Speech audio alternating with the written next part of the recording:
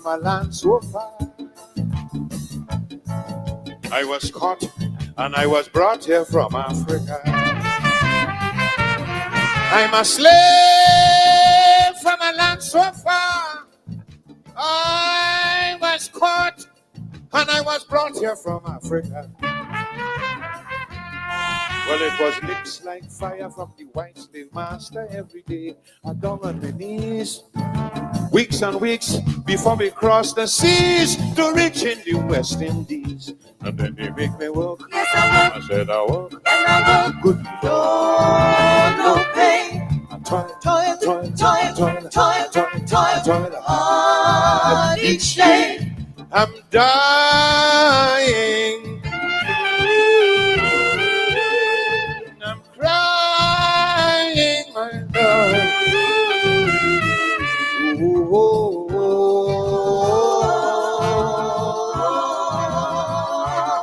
Well, Lord, I want to be free. Cha.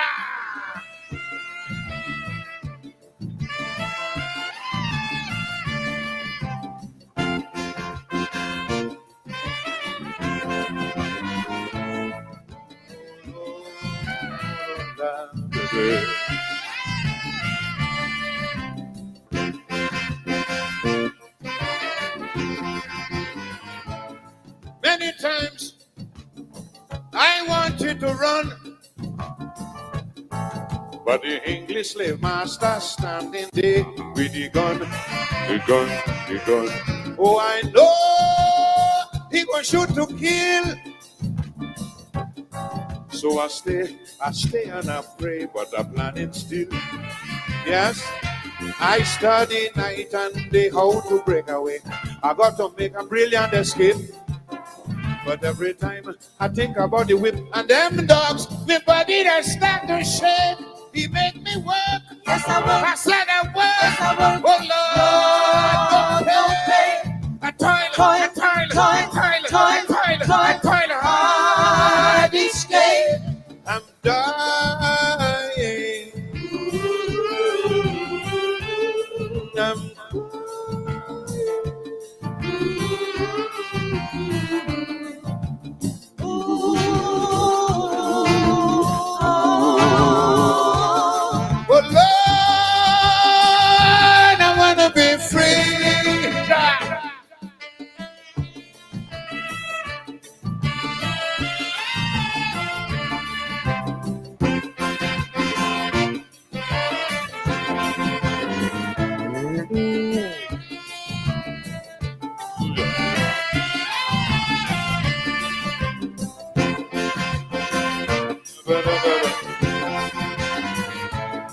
in my heart, there was much to say,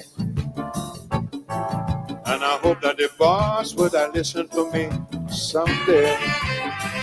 Although he knew my request was small, it was the stick and the whip there to answer me when I called. We had to chant and sing to express our feeling to that wicked and cruel man.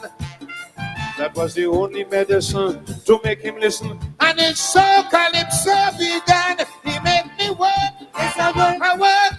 And I work. Oh Lord, No pay. I toil, I toil, I toil, hard each day. I'm dying, oh Lord. Crying to my God.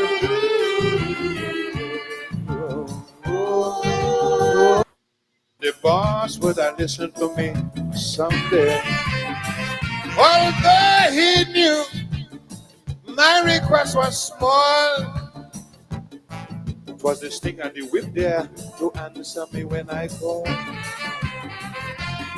We had to chant and sing to express our feeling to that wicked and cruel man. That was the only medicine to make him listen. And it's so calypso began. He made me work. Yes, I work. I work. And I work. Oh Lord, No pay. I toil, I toil, I toil, hard each day. I'm dying, oh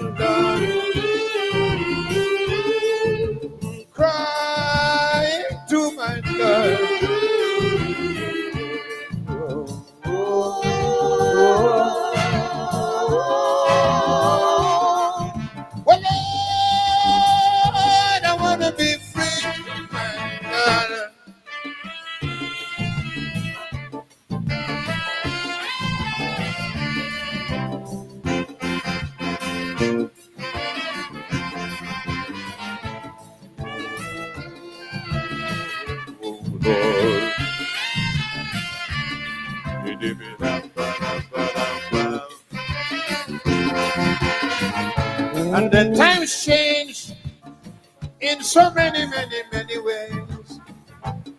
Till one day, somebody said, free the bloody slaves.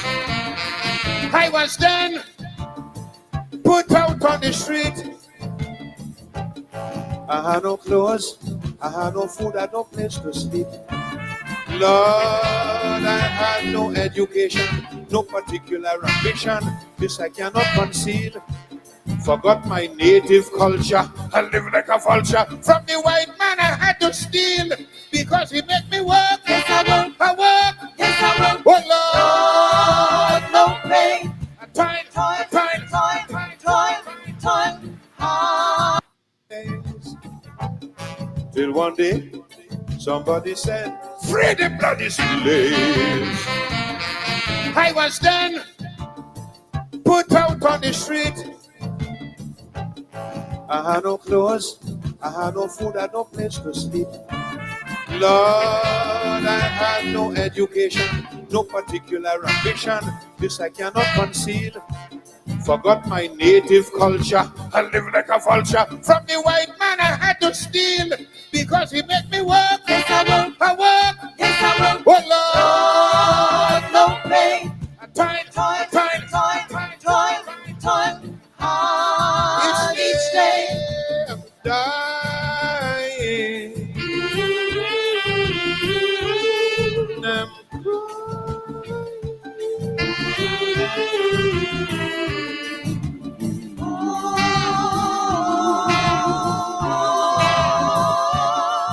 oh Lord, I want to be free.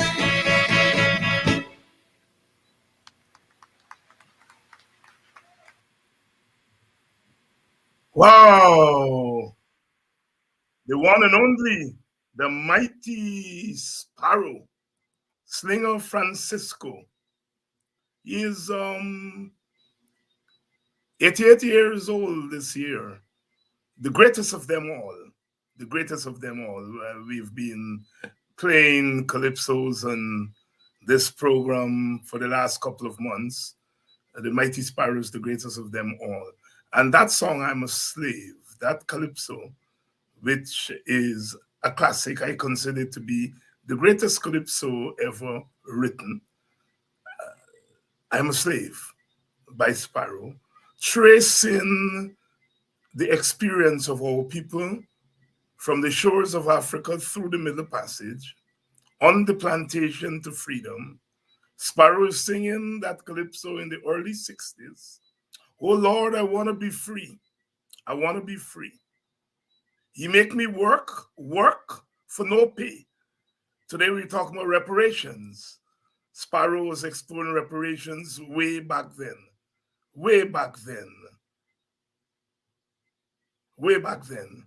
One of the greatest calypsos of all time. Good evening and welcome to our Saturday night special. I know Saturday night is the night when we go out and have a good time and relax, throw back, take a little talks and so on. But this is the Saturday night before elections in Guyana, so we thought we would come on and do a little show. Kiraki Amsterdam is going to join me. We're going to be chatting about the issues, the elections. The political parties are holding their closing rallies as we speak. Big rallies in Linden and I think Georgetown, and the PPP is holding their rally and so on. And we thought that we'll come here and have a bit of a conversation relating to the election and other issues. Welcome to Politics 101. It's easily the most important local government election in certainly in my lifetime. And local government is very important. In fact, our local government was born in the village movement, because when our foreparents freed themselves from the plantation ultimately in 1838, and they bought lands and created their villages. They did a couple of things. They created schools, and they created their churches next to the schools. They created their economy, began to do agriculture economy, and then they created a government, which we now call the village councils. Well, of course, the village councils have been done away with, and now we have neighborhood councils and regional councils and so forth. But the mother of local government councils are the village councils, created by our foreparents immediately after slavery. Local democracy is extremely important because it is the closest entry the people have to government. You live in Golden Grove or Port Morant or Denhamstel or Queenstown in the Essequibo. You don't have to travel to Georgetown to get into government. You can engage government right in your village, in your community. So it is the closest that government can get to the people, local government, the neighborhood councils, the regional councils, the municipalities, etc. Good evening to you, Mr. Morgan, joining us from South Carolina. Good evening, Winston and Audrey and Barbara and all of you wonderful people who are joining us impromptu on a Saturday night. We're talking about local government, and we said local government is the closest government to the people, and it is very important. As a young boy in Buxton, we had what was called the Buxton Youth Council. It was a youth version of the village council. What we did is that each club in the village nominated someone to sit on the council. And we would meet, I think, every Wednesday, because that's when the village council would meet. I think they met on Wednesday, we would meet on Tuesday. And we would have our council meetings, and young people would come and they would make representation. And then on Wednesday, we would go to the village council meeting, because the village council meeting was open to the community. And you could go there and make representations for your village. That was my first entry into politics. I was still in short pants. I think I was about 13 or so, but I belonged to a few clubs. And I remember people like Kwesi and Kofi and Kimani Nehusi and John Cromwell, and some of the names are I'm not remember, Sister Yvette Herod. They were a little bit older than me, and they were those of us who were 12, 13. So we had our first experience of politics in that Buxton Youth Council. And we learned how to carry on meetings. We learned how to make representation. We learned how to take representation. And that was the first baptism I had in politics. And talking about that, when you get that baptism in politics at 12, 13, by the time you get to age 19, 20, you're a veteran. And you are schooled in politics in a practical way. You learn the issues, you learn the art of representation, and so forth. And I shed a tear these days when I look at the politicians we have, and it's clear that they did not come through the ranks. You hear people saying, this body going to be a good presidential candidate, and that body going to be a good, because that body look nice and all that kind of story, I said, what have politics become? What have politics become? You learn politics at the local level. Good evening, Good evening, Kidaki Amsterdam. Good evening, Dr. Heinz. And I think I can say, Good evening, viewers.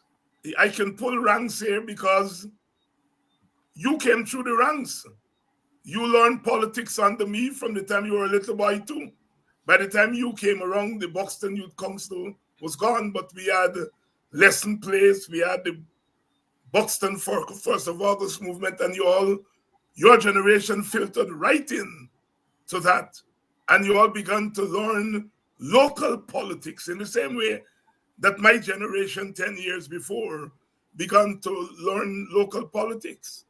And by the time people like myself migrated, you all were thrown into the deep end. People like you and Dion Abrams and so on. Reflect a little bit on those early years of political activism in Buxton. Well, I can tell you, Dr. Heinz, I can tell you for a fact that, let me start by saying the Buxton Falls NDC now meets on Tuesday. It's the second Tuesday of every month. They meet from 2 o'clock. It's the second Tuesday, so are the days right? mixed up, yes. Right, they meet from 2 o'clock, I think. Either 1 or 2 o'clock at the NDC office there at Buxton. But I must say that my generation, had the benefit of several persons to teach us, to introduce us, to groom us in politics, because, like you said, we learned politics under you, but we also had Brother U.C. Guyana. All of us had him. Right. So you had Brother U.C. Guyana, but we had the benefit of yourself and Brother U.C. Guyana along with Kwame Pat and all the others. Right? And so, yes, my generation really had, I would say, a good team to bring us into understanding not only village politics, but national politics.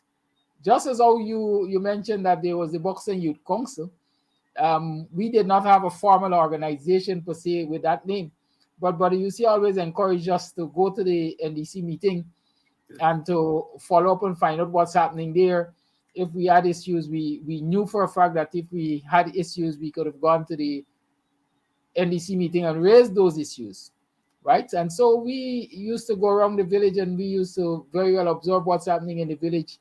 And we were always encouraged, even in class.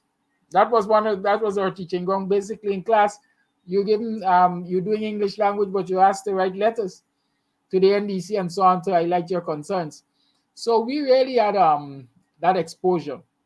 Up until now, I must shout out my friend Ethan Moses, because Ethan Moses and we were the people who used to we were always in the forefront there as young folks in the village, dealing with the politics and so on. And I'm proud to say that Ethan has continued to pay attention to what is happening in the country, politically and otherwise. He's employed at the Parliament buildings. Where else to see the politics of the country? At the Parliament buildings. From a personal perspective, I've had the opportunity, tremendous opportunities to not only be of service in my community in Buxton, but nationwide. It is that grooming that can allow me to sit every day on Guyanese morning time and raise issues and identify issues and criticize and analyze and so on. I remember as a teenager, perhaps 17, 18, the Buxton Bagdam side used to have an electricity issue. Every night, basically, we used to have blackout, sectional blackout, because the transformer at the back of the village there was too small. It couldn't take the load from the area. And, everybody just complaining. And one day I decided, listen, I'm going to pen a letter. And I wrote a letter. I think it was the Public Utilities Commission at the time that I wrote to. And sometime after, the representatives of GPL came to replace the transformer as a result of the intervention of the PUC. The foreman, I remember, left his workmen and came in search of Kidaki Amsterdam. When he came and he saw me, he said, wait, man, a little boy like you get big man like me, I want to come a boxing for come fix transformer. Right? And I'm saying that to say that, especially to young people, you don't have to be 16, 17, you don't have to be 80 and 90 and 40 and 50 to really participate in the local governance issues in the community. Right? You just have to have an interest, and with the correct guidance, you can play your part. You can play your part. You can play your part, and you introduce a UC choir, and I know he's a legend in our country, and I hope sometimes non-Buxtonians do not believe we are making too much, but that man has played such a tremendous role, I would say, in the life of each Buxtonian of several generations. And he touched each of us, not necessarily because he engaged every day with each of us, but his example was so large. His example was so profound that as an individual villager, you were touched. And people like yourself and myself, who had and still have the privilege of working with him directly, as they used to say in my time, them Guyana boys, really his impact, his example have been so tremendous. I said to people, I don't know what I would have done with my life if I had not been part of the Guyana circle.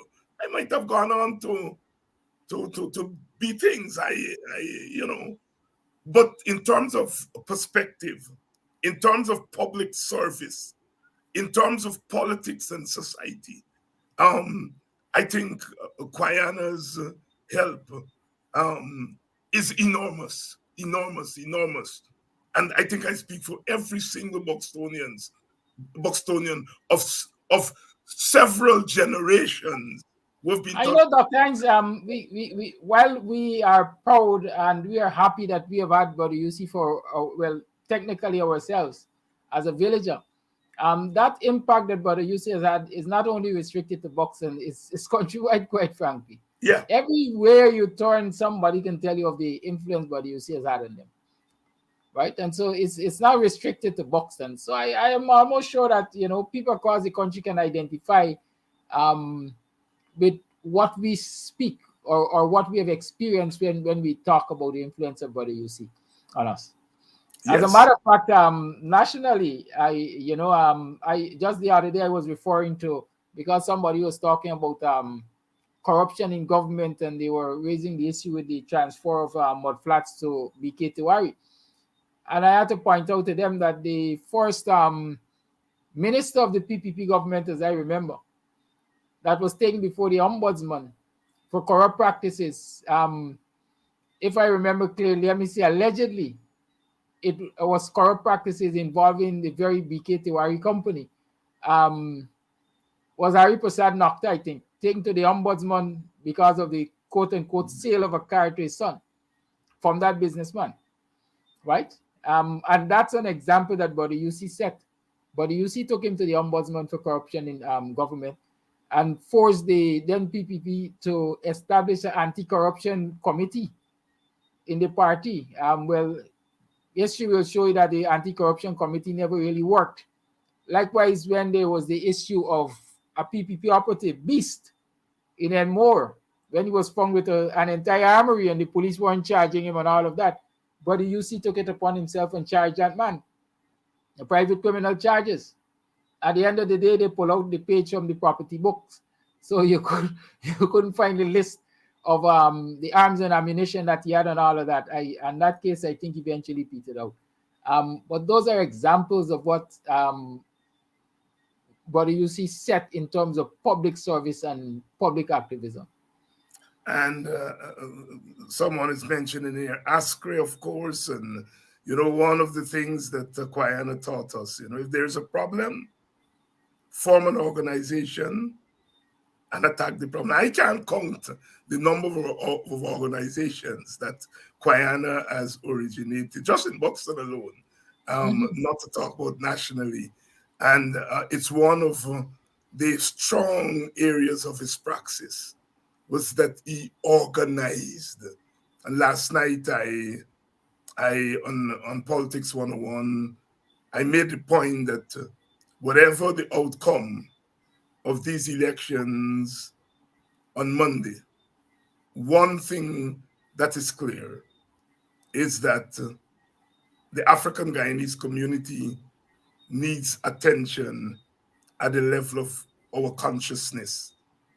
And I was making the point that we can produce the best scientists, the best agricultural scientists, the best entrepreneurs, the best academics, if they do not have consciousness, a sense of self-worth, we're not making any difference. And I listened to some of the Black people who are on the PPP slate, and I mourn. I believe people have a right to belong to whatever party they want to belong to. That is their God-given right, their democratic right. But when you listen what comes out of Black people's mouth, those who are mounting the PPP platform, you feel so sad. But you also must take responsibility, as I have done, as we are doing, that we, in a sense, have failed our community. Because ultimately, what stands between people selling their dignity and holding on to that dignity is consciousness. It's consciousness. And it is clear that the level of consciousness of self in the Black community is at an all-time low. And so whatever the outcome of these local government elections, we have got work to do in our community. The work is especially difficult because unlike, let's say, the East Indian community, in that community they have institutions, the temples, the mosques, the mandirs. They are centers of Indian culture, and they are permanent institutions. And so by the time the Indian Guyanese gets to the political party, that Indian Guyanese has a sense of consciousness, has a sense of self, a sense of identity. You know, often when Indians tell Black people they have to be Guyanese, I say, oh, insultive, because they don't have to tell Indians about being Indians. They can spout Guyanese because their Indianness is intact, while they're telling us to substitute our Africanness for Guyanese. And because we don't have a Black church, Black people go to church, but those churches are not centers of Black consciousness. We go to schools, but our schools are not centers of Black consciousness. And so our people have had to, get that consciousness on their own, because institutions such as ASCREA are no longer there. We have, 60-something Black organizations registered with IPADG, but they obviously are not doing consciousness-raising work. They put on festivals, they, do the emancipation thing. But in terms of consciousness-raising, we're in a bad shape. Your reflections? Well, I must say, through the influence of Brother Yussi and yourself and so on, we in Boston, we have been lucky. We have been lucky, and even this generation of Bostonians, the younger generations, can consider themselves lucky, because since I knew myself as a boy, we have been exposed to not only the cultural aspects of our Africanness, but we have always been exposed to that which help us to be conscious of who we are, what we are about, what are our challenges, and how to confront those challenges, how to deal with those challenges. And again, it is the kind of work that has been done in the Bostonian community by the elders who have imparted that knowledge to us, that consciousness to us. That kind of work has, for the greater part, separated Bostonians from the rest separated us from the rest. And so when you go any place, people look at you in a certain way, and when they hear you're Bostonian, they look at you in a certain way because of that positivity, right, that you display, that positive energy that you exert. Some people see it as bullish, some people see it as boastful, some people believe that you are arrogant, but it is that consciousness which has been taught to us in the Bostonian community that really has given us the kind of confidence that we approach national issues with, not only local issues, but nationally. When we turn up as a Bostonian, we turn up because we are consistently exposed to organizations and individuals in the Bostonian community that allow us to be aware, right? It's not the same thing in other communities. It's not the Well, same. at the level of the country,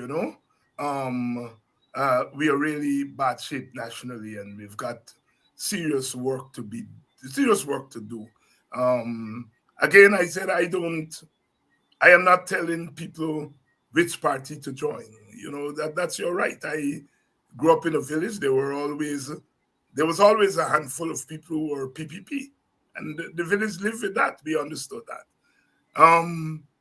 But as I said, this barefaced, obscene, raiding, poaching of people in the community, and paying them, bribing them, and the ease with which the PPP is doing it,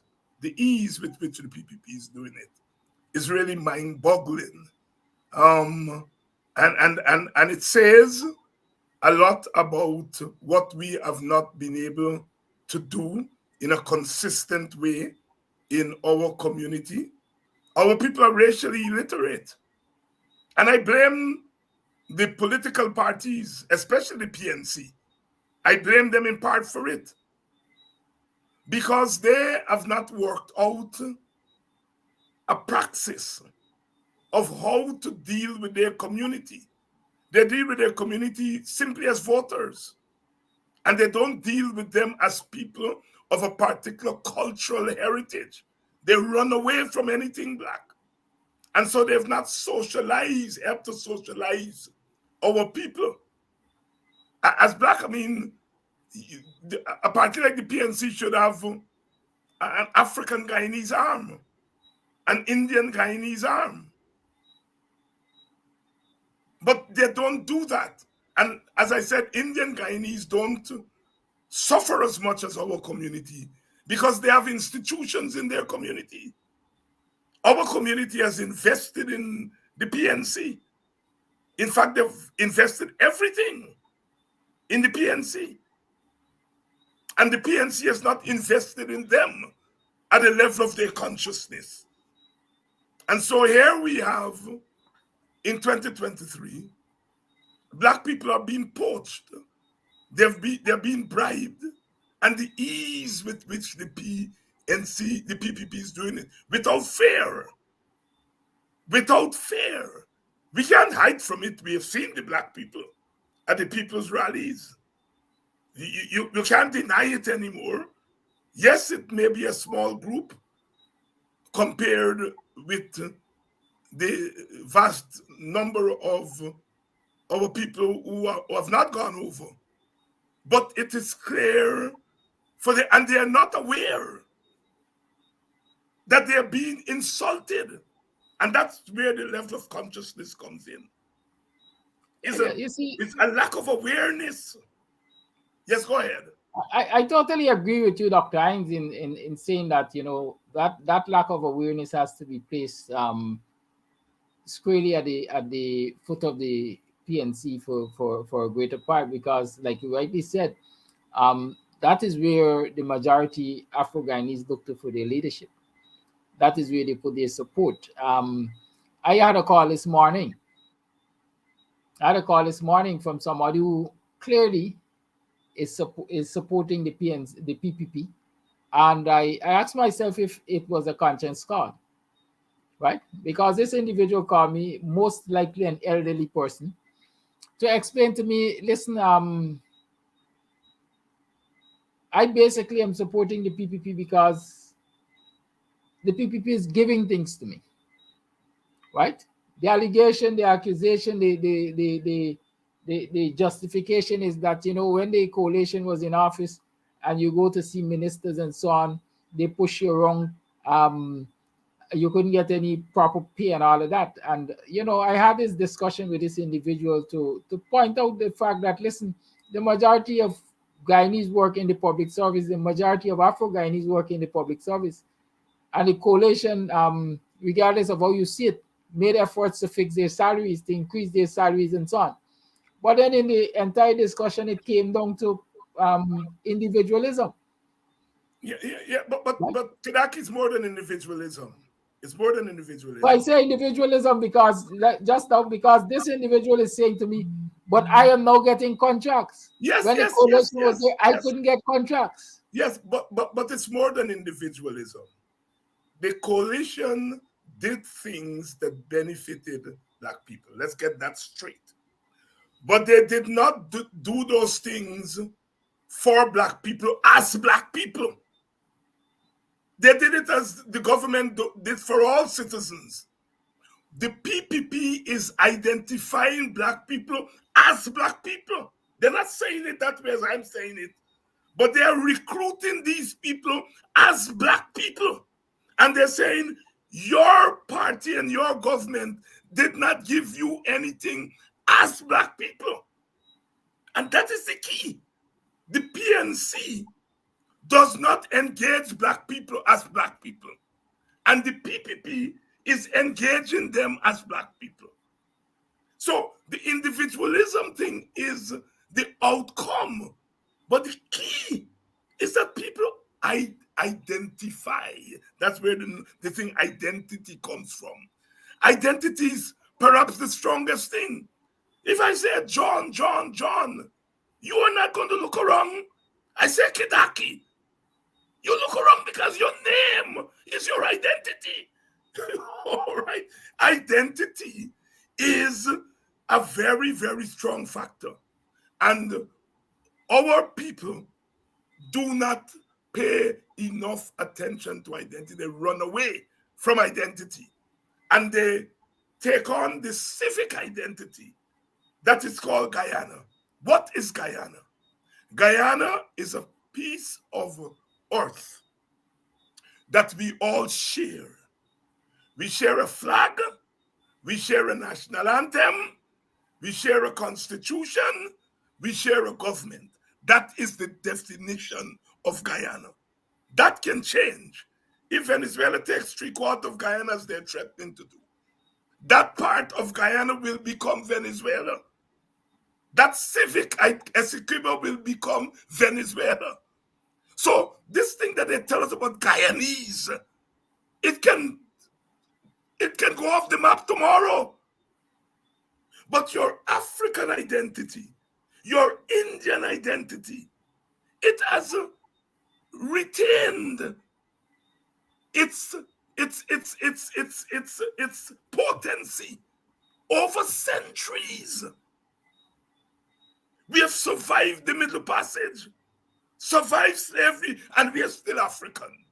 Not even slavery could beat African out of us. But we run away from that identity. Our parties encourage us to do so. And now we have a party that is coming to you and saying, we are recruiting you as Black people. You're not equal to us. You're not equal to Indian. But we're going to give you enough to say that you're getting more than you have now. So they're recruiting you for crumbs. But our people don't have the cultural awareness to realize that they're getting crumbs. That's the point I'm making. Go ahead.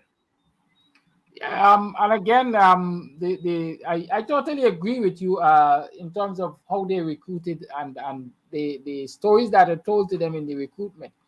Because like I said, this individual is saying to me this morning, but I get in contract now. And I took the time to point out, yeah, black people getting contract, but they're getting the lowest of low. You get a contract to clean a drain, a trench, to weed a parapet. 60 contracts giving out in Borbis in Region 6. The token African Guyanese among the list also are the people with the lowest valued contracts, 11 and 12 and 14 million dollars, when the others are getting 47 and 50 and 37 and 48 million dollars in contracts, right?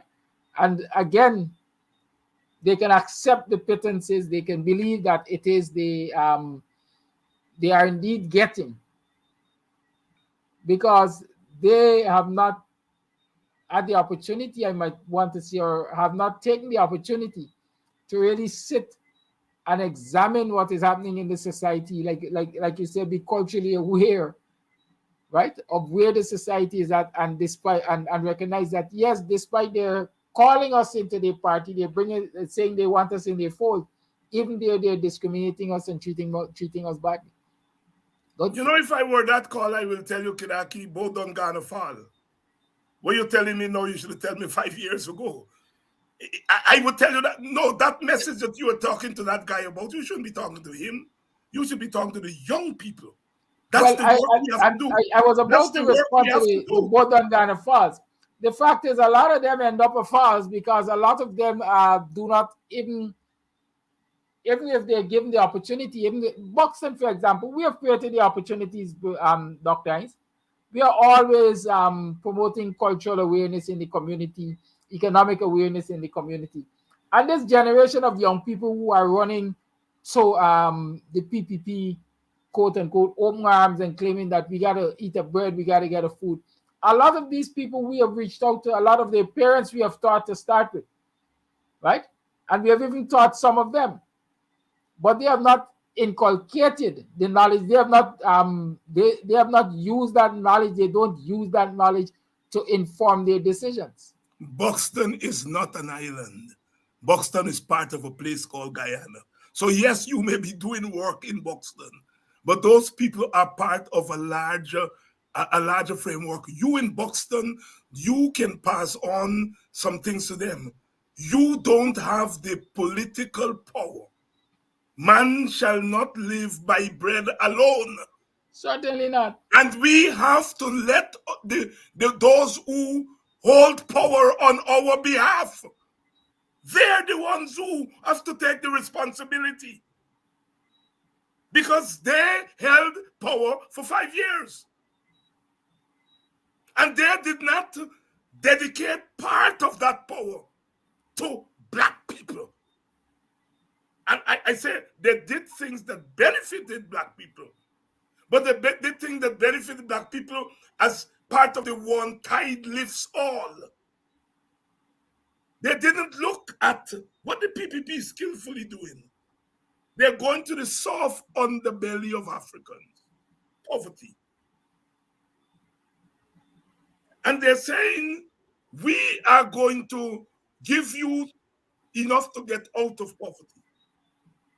No, they're lying. But at least they're recognizing there's an African underbelly, soft underbelly, which our government didn't do. And so it is much more complex than people just going over and eating a bread and drinking a soup and all that kind of story. I heard a former cricketer say last night, he's a PPP candidate, he said his soup nice. This is a man that represents Guyana cricket. You would think that he would be more conscious than others. We have work to do, my brother. We have work to do on the ground, and we have work to do with our leaders, our political leaders. Welcome to Politics 101. Tonight on a Saturday night, we're talking here about local government. We're talking about the phenomenon of the PPP successfully raiding some Africans to go to the other side, turning them from Africans to Negroes, to the other side.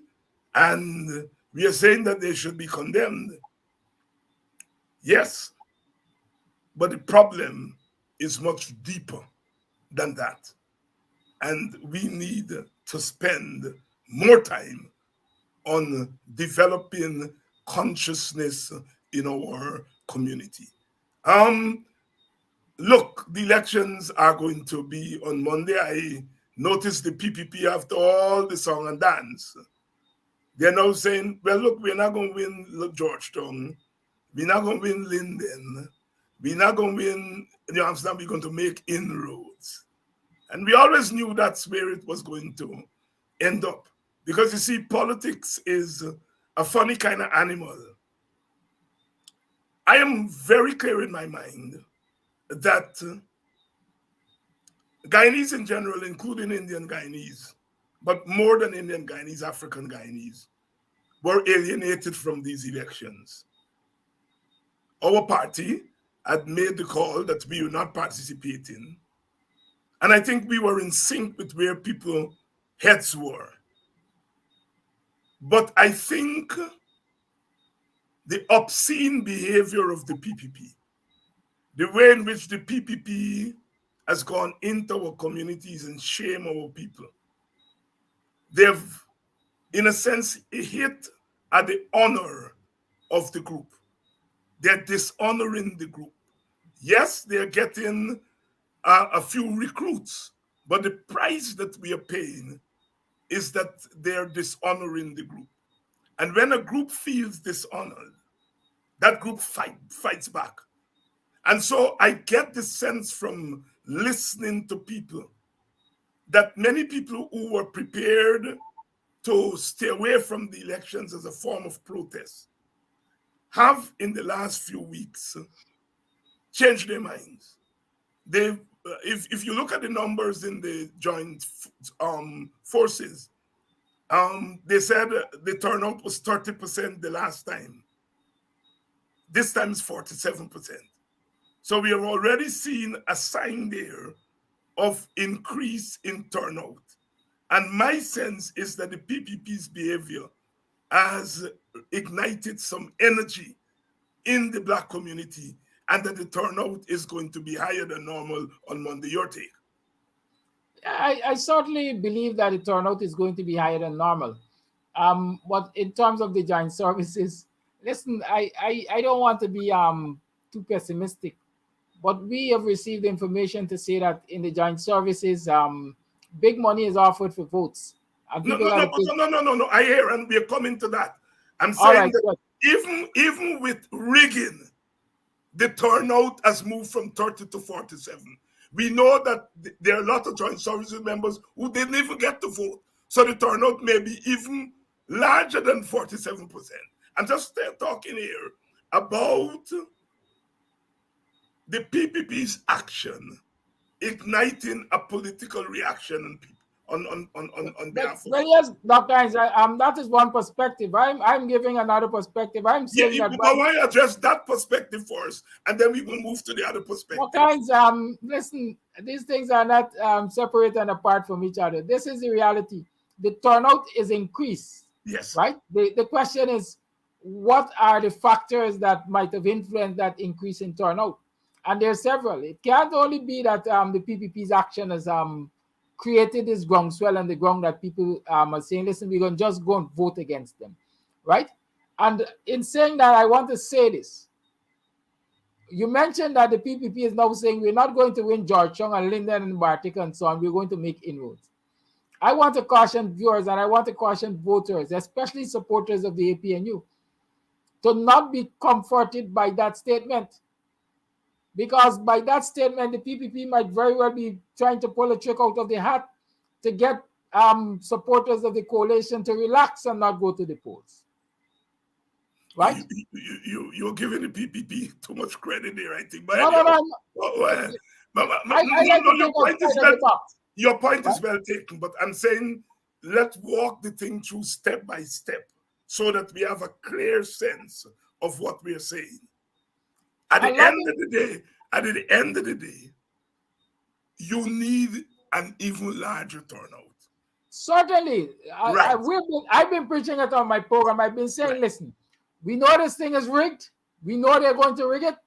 And so what might negate the rigging or the effect of the rigging is a larger turnout. Everybody, every nook and cranny, people from all crevices and cracks must come out and vote to keep the PPP's hands off of the NDCs. That's a fact, right? That message, along with the messaging of the opposition and so on, will very well cause people to turn out in larger numbers, right? It will very well cause people to turn out in larger numbers. As a matter of fact, a lot of people are disgusted, like you rightly said, at the behavior of the PPP.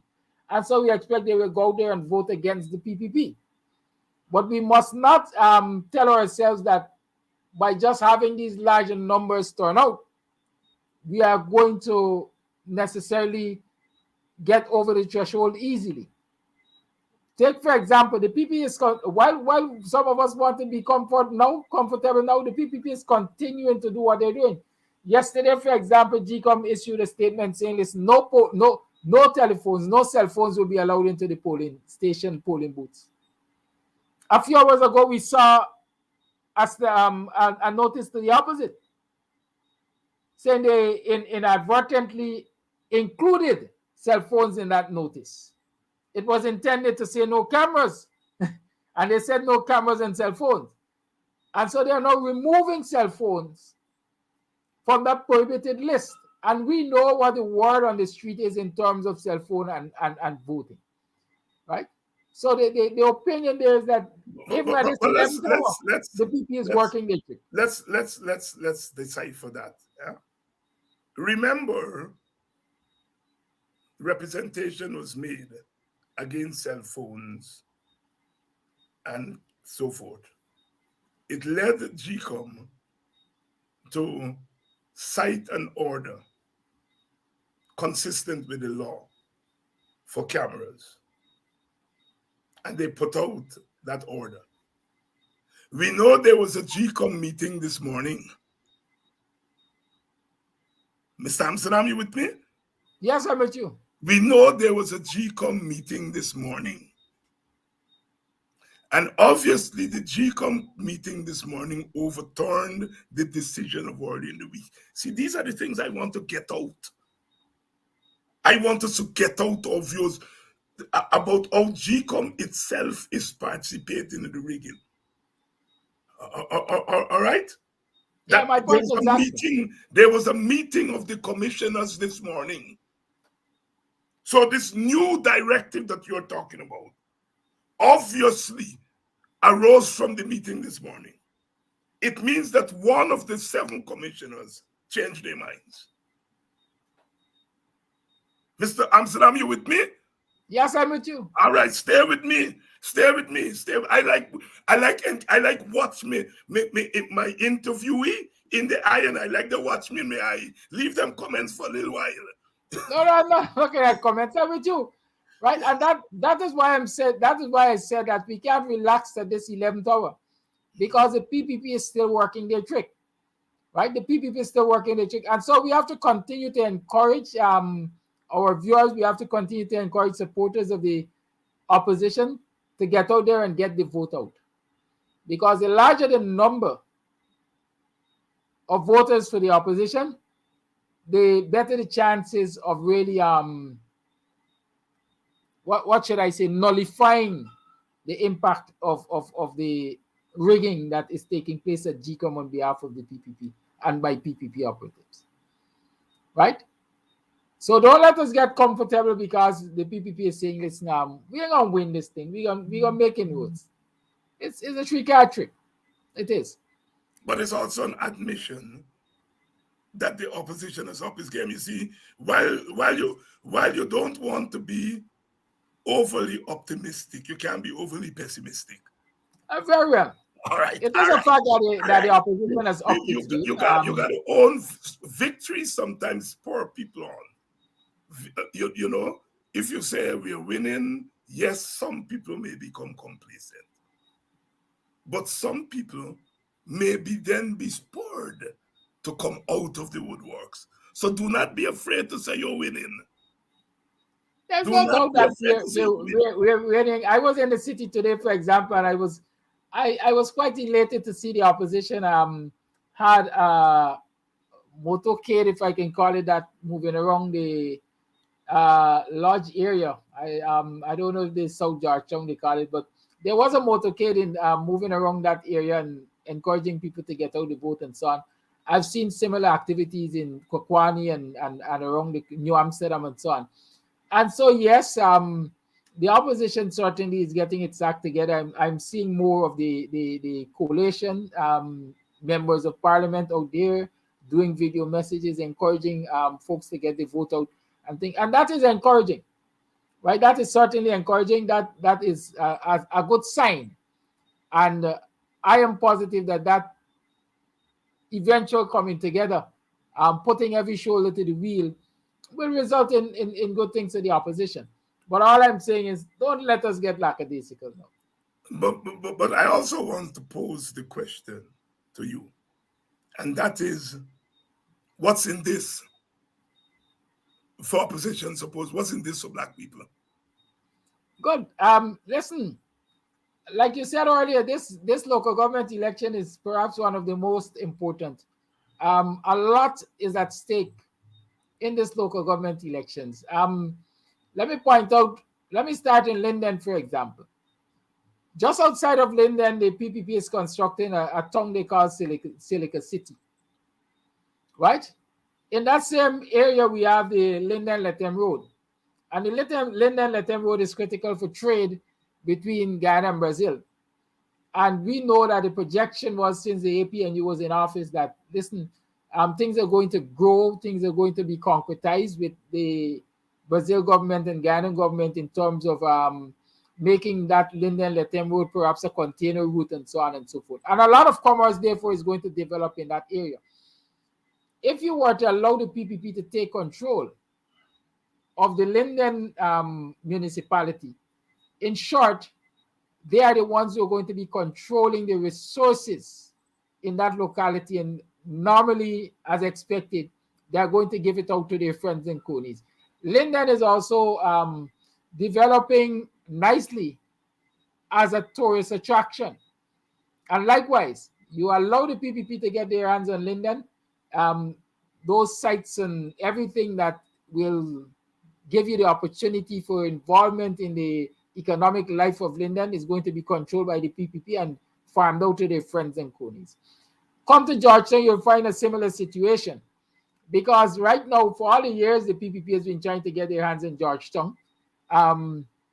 If you look at the business structures, if I can call it that, around Georgetown, they're predominantly owned by supporters of the PPP, right? The PPP has consistently refused, for example, to allow the city council to do re-evaluation of property values so that they can increase rates and taxes, so that they can get adequate income to better service the city. We know of the lottery project that the PPP coveted when it was proposed by Hamilton Green, and all of those things. The aim again of the PPP is to take control of Georgetown. And Mr. Amsterdam, yes, I hear you. At the end of the day, when the PNC wins these municipalities, nothing is going to change, because the central government still has control over the purse. My question to you, hold on. My question to you, and I hope you are not falling in the trap, is what's in this for black people. But I want to give you some time to reflect on that question. Hold on, we take a little break. Go ahead. People, fantastic, I'm going to go. West of Orleans, on the look for that. Brooklyn.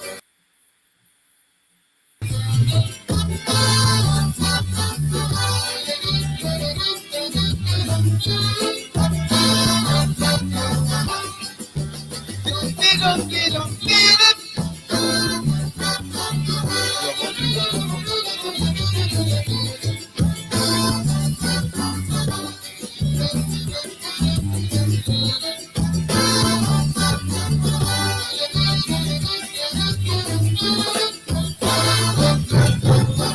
November 7th, I see black man cry. Look, blood still running from black people's eye. But I remember when I sang Rise African Rise. And I begged black man, please open your eyes. While I was singing and busting me liver shrink, black man asking me where Atlantic lay. Then they put their 14 finger on the shelf. So today, black man, you must blame yourself. But when I sing, they never listen to Coco say. Black man mentality, gun spectrum and PSA. The lyrics I sing, they won't listen to me. Black man telling black man, oh black man, come out to party. I remember when I sing Sham, we don't want it. They said black brother said, Coco, you sing shit. So today, step through my call while you strike your heart. Black man, all you look for that. I wonder why black man always want that kickstart. Black man, all you look for that.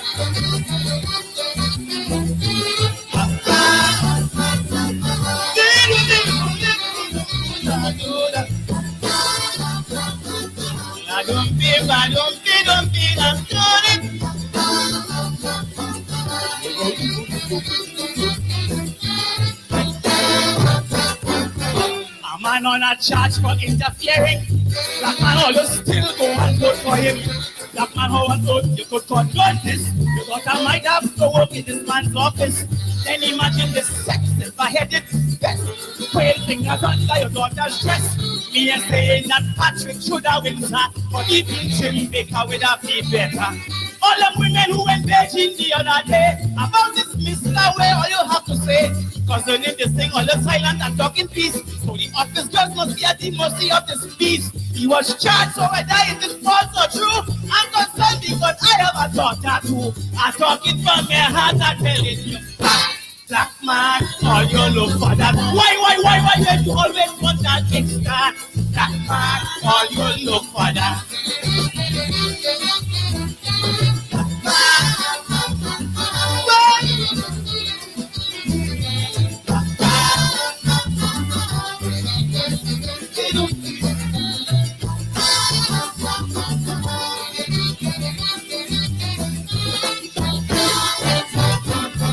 Tobago, I was really annoyed with you, but I realized all you get too. All you could not believe them too. With a COVID pandemic and give away Tobago best holiday. All them two could sit down on the wrong table and then look for the best for their own people. But all you cannot quarrel, all you cannot fret. That is where you ask for, that is where you get. We love Shadow Nelson and Calypso Rose. We won't go we on this recognized those. So I talk a great footballer with Aston Villa. We always show love and respect to that fella. But all you smile when Robbie married to Palme. I hope all you understand what Samara say. If he does marry a black man, he chop shit. Tobago, all you look for that. Mighty Mashka, they've gone and sunny man start. Tobago, all you look for that.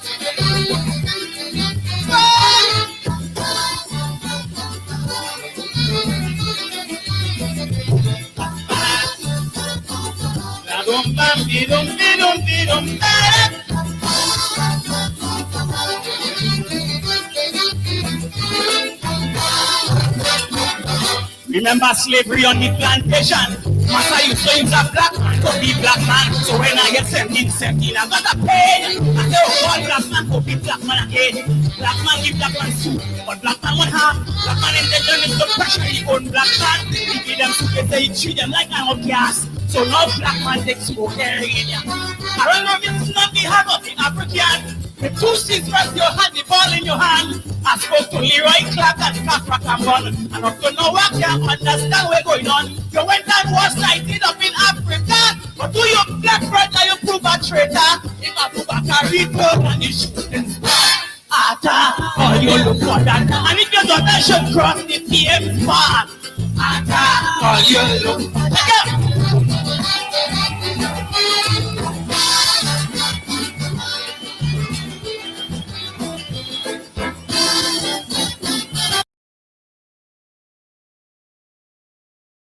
I honestly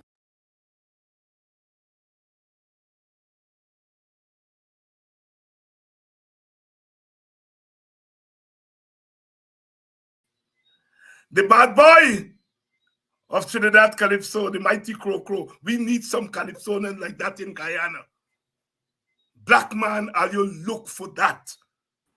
Just what them black man doing now in Guyana, doing Trinidad and the Calypsonian, tell you why they ask black man always want a kickstart.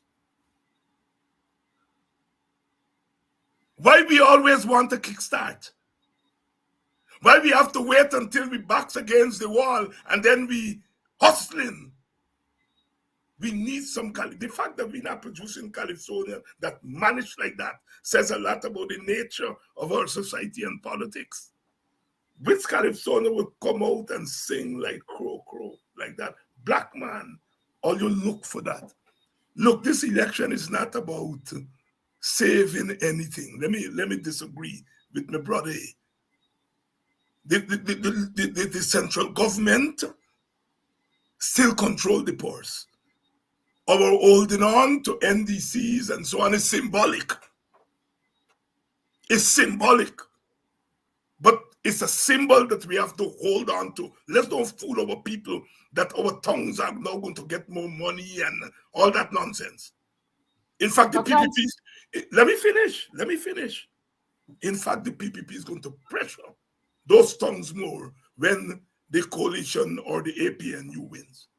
When I ask what is in this to black people, I'm saying black people go out on Monday and vote against the PPP. You're bailing out the PNC. That's what this election is about. If the PPP were to get their hands on those municipalities, the PNC is dead in the boots. What this election is largely about on Monday is bailing the PNC out. And black people are going to bail them out. I'm confident of that.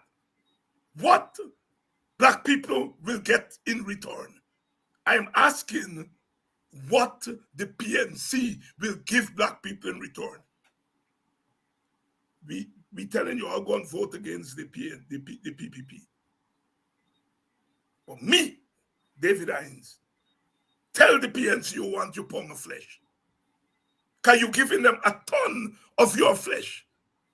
Tell them you want your pound of flesh, which they have not been giving you all. So I'm telling you all to go and give you all vote for nothing on Monday. Give you all vote for something. Let me hear what my young comrades got to say. Well, I certainly agree with you that the supporters of the PNC must demand their pound of flesh. In other words, I've been saying to them, go out there and vote for the PNC, vote for the APNU. You ain't going to watch a child drown because you've been cautioning them and they do their own thing. But at the end of the day, you have to hold them accountable. Hold their feet to the fire so that they deliver to you. What is at stake? Like you rightly said, we're bailing out the PNC. The PNC is representative of black people for the greater part in this country. And so you're bailing out an institution that is supposed to be defending black people. Also, what is at stake for black people is their right to partake in the commercial life of these communities and these neighborhoods and these municipalities.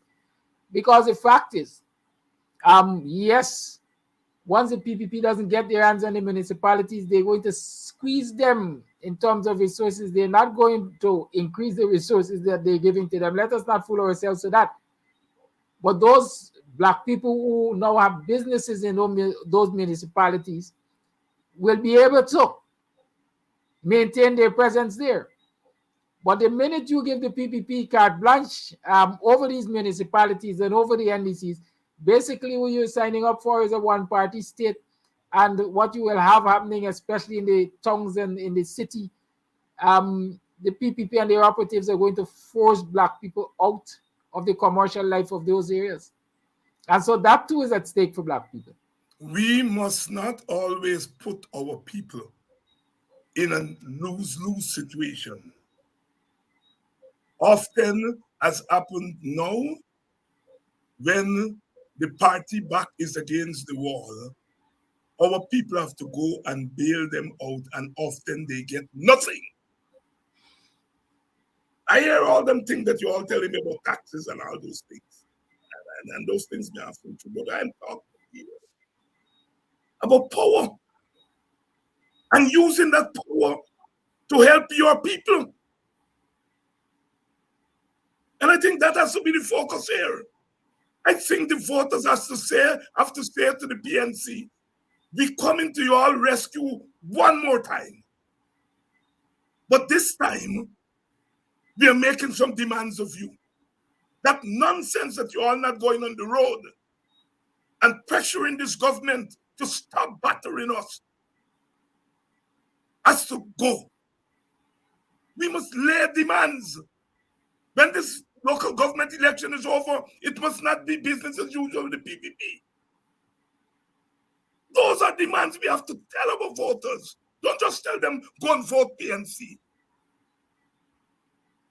Put a price on your vote. Let the PNC realize they have to get off their backsides and confront this government. That is the point I'm making here. And to me, that's a larger point than all them tax things that you're all talking about. It is about saying to the PNC, we are bailing you out, but after June 12th, it's not business as usual. Talk to me, Kidaki, answer that. After June 12th can be business as usual. Because immediately after June 12th, the PNC has to get its act together because they are soon to be faced with the national elections. And if we are saying that these local government elections are critical, I think the national elections are much, much, much more important because it deals with who controls the national treasury. And so, yes, it can be business as usual. And voters, like you rightly say, like I've been saying, must hold the PNC accountable, must make demands from the PNC, must insist that the PNC give them better representation that it has been giving them for the last three years plus or whatever the timeline. And so, yes, the leaders of the PNC, the parliamentarians of the PNC, the soon-to-be elected councillors of the PNC must be prepared to give that representation to Black people. Like I said, in one of my programs during the week, Black people must understand that the councillors are the political leadership of the NDCs and town councils and city councils and so on. Let the administrative officers in terms of the overseers and town clerk, etc., do their administrative job. But the political leaders must be prepared to take political actions to satisfy the need for services and so on for the people in these areas. And so if it means that you have to go and stand in front of the ministry and protest, you have to do that. And voters can't accept anymore and ought not to accept anymore this thing of not wanting to go on the streets. We want leadership. I'm not telling people whether they must go and pick it or they must go on this and go on that. What we want is militant leadership. You have a runaway government that has tamed the opposition. And we had this situation the other day when our party stepped out and pushed our neck out. We had opposition leaders climbing over one another for condemning. And if we didn't holler on them and call them slave catchers, more of them would have come out. And we said that nonsense must stop. We want militant leadership from the PNC. And if the PNC can give militant leadership, and we want to stop our people from going over to the PPP, leaders and organizations like ours have to step forward and speak boldly. We can't be speaking the same stupid language as the PNC. This here is a pragmatic vote that we are doing on Monday. It's a pragmatic vote. It is a vote to save the party and to save the morale of Black people. It's not about all them taxes and all those things. It's that for me. And so therefore, put a price on your vote. Put a price on your vote. Go vote, but put a price on it.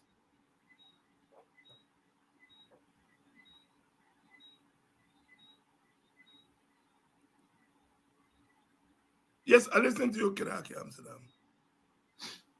Well, again, I Also, you agree with me. Say you agree with me, though, man. Yeah, the position is the same.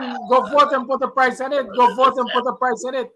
Turn out your numbers, but demand that you get the kind of representation that you our just political party said it's not participating. I and here we are, rallying people to go to vote in an election that we are not participating in. That's a heavy contribution we are making there. Some people will call us hypocrites.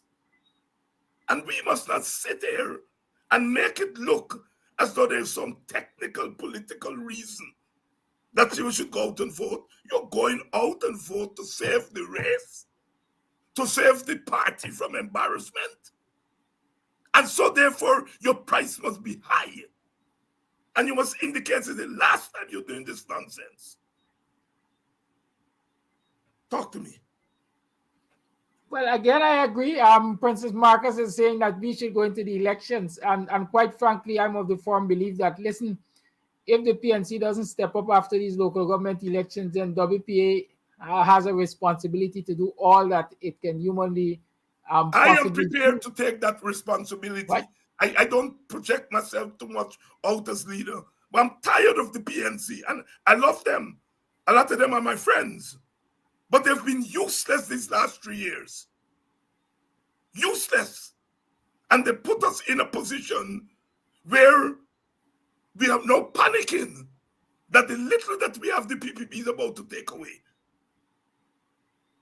And they have made that possible by sitting on their backsides and saying that they can't do this and they can't do that. And I want you all to tell them that David Hines says so tonight. Because in many regards, I've been accused of defending and protecting them for 3 years. But that's over now. Good evening. Welcome to Politics 101. It's tough love time. You all go out and bail them out because you are giving yourself a chance. Giving yourself a chance. As Kroko asked, why the hell black leaders always want a kickstart?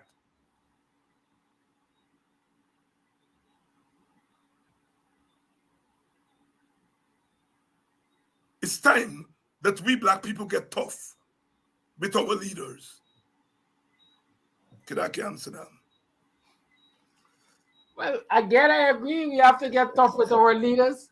And I'm happy tonight that you have basically taken the responsibility. You said you will take that responsibility to, in my mind, quote unquote, fill that gap should the PNC doesn't step up to the plate, right? Because as it is right now, it is recognized that it is the WPA that is in the boys in the street would say carrying the swing, and the WPA has at this 11th hour come out to rally voters and say, go support the PNC, go support the APNU, because it is about the dignity of the race, it is about protection for the race, it is about representation for the race.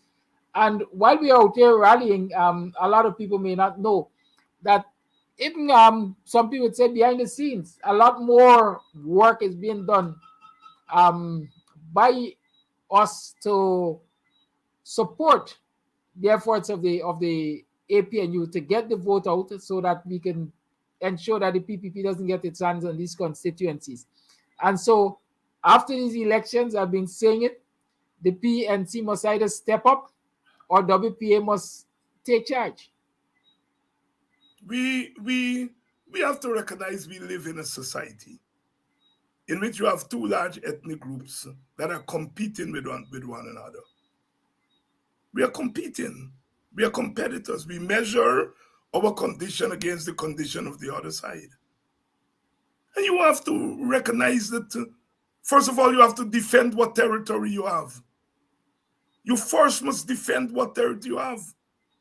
And the PNC has been found wanting. Could not defend its own people, its own members. Could not defend it. Couldn't defend its own office and let them. And that is such a big shame. It is that party that gets all the resources. It is that party that gets all the press coverage. That party that has the resources. And people give you resources to defend them. And we are wondering why people, most of them opportunistically, are saying, you all can't defend we, so we looking after we self. A lot of it is opportunism. I know that. A lot of it is opportunism. But it's a reality. We are giving them the excuse to be opportunistic. We are giving them the excuse to be opportunistic by not defending our territory. And the PNC need to hang its head in shame at what they've allowed to take place in this country. They've allowed the PPP to break the unwritten rules of engagement in this country. There's certain things they're understanding is that the PPP don't go into black communities and do certain things. It's an unwritten rule. And that the PPP don't go into Indian areas and do certain things. Unwritten rule. The PPP has defended their territory, not one crossover from the PPP to the PNC. So it means the PPP has defended its territory and it has gone in and raided the PNC territory. And it's an eternal shame. And the PNC need to hang its head in shame. I don't care how much division they get in the party. That's their business. When it comes to the business of your supporters of black people, you all need to get up and get. And black people need to say, we're going to bail you all out. We're going to bail you all out. We're going to save you all from embarrassment. But you have to put a price on it. You have to put a price on it. I'm tired of listening to PNC people giving all kind of stupid speeches. Jack Dio this and Jack Dio that, and Indian people suffering too. That's all. That's all you all telling black people. That's all you all telling what Jack Dio do. We know that. We know what Jack Dio doing. We know Indian people are suffering. What the hell are you doing to defend us? To defend us.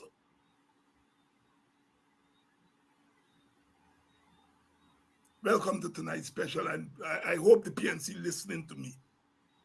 I've been accused of being soft on the PNC because my general rule of thumb is that when you are in a battle, you don't fight among yourself. And I still maintain that. But I thought tonight, as I lend my voice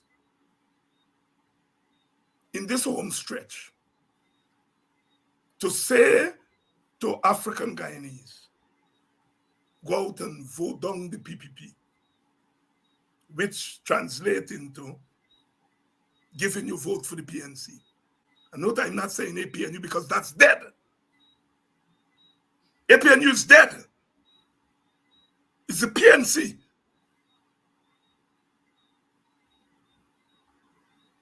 And I'm lending my voice to say, you all go out and vote in large numbers.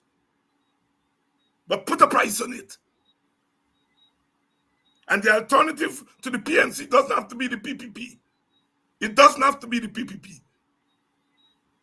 Because there are those of us who are in the valley, have been in the valley, fighting and fighting and fighting. And you all treat us sometimes as nobody, that we're just good to fight. But we're not good to lead.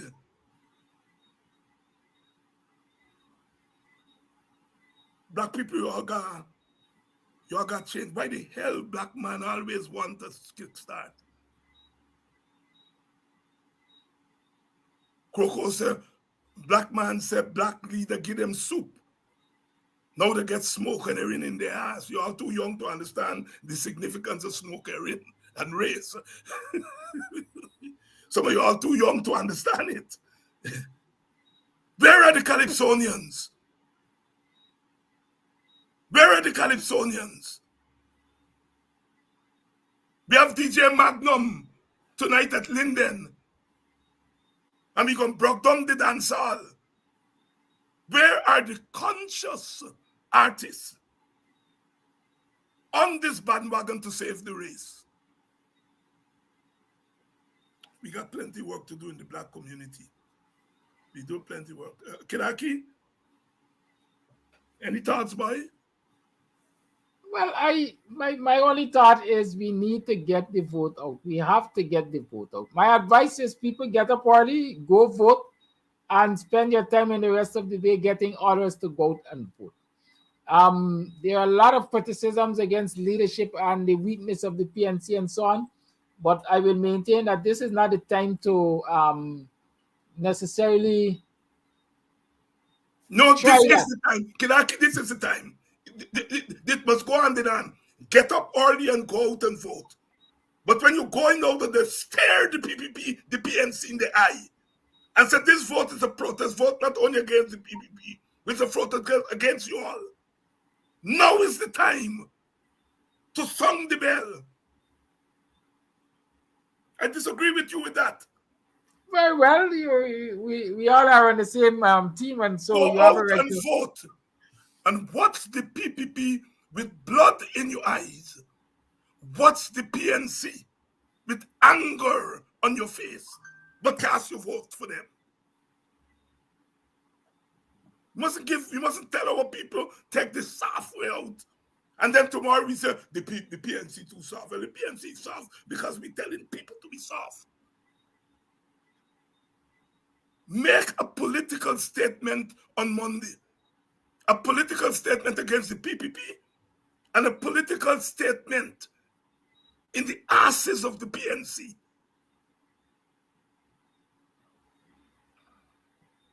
Closing thoughts, Kidaki Amsterdam. Sorry, doing the thing. My closing thoughts are exactly what I've been saying throughout the program.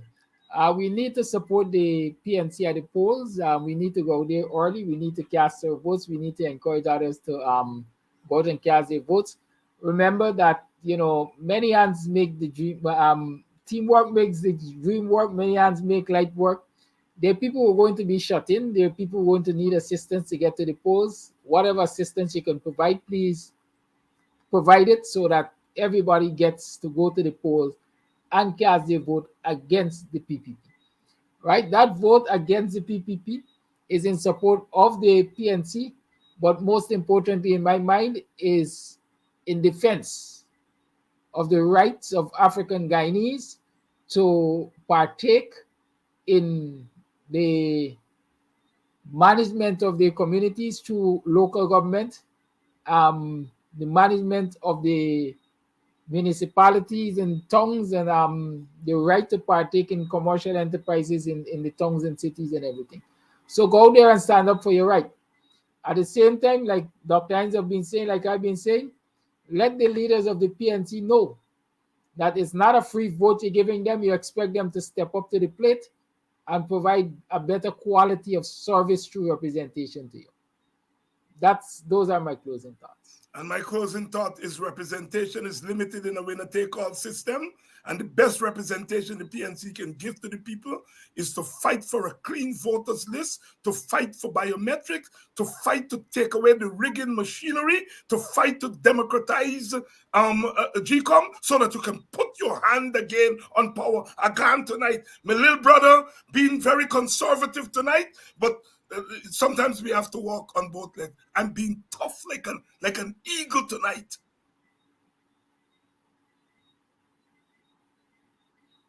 Thank you, viewers, for inviting and accepting me into your spaces. Do have a great weekend. Let's continue the fight. See you all tomorrow night.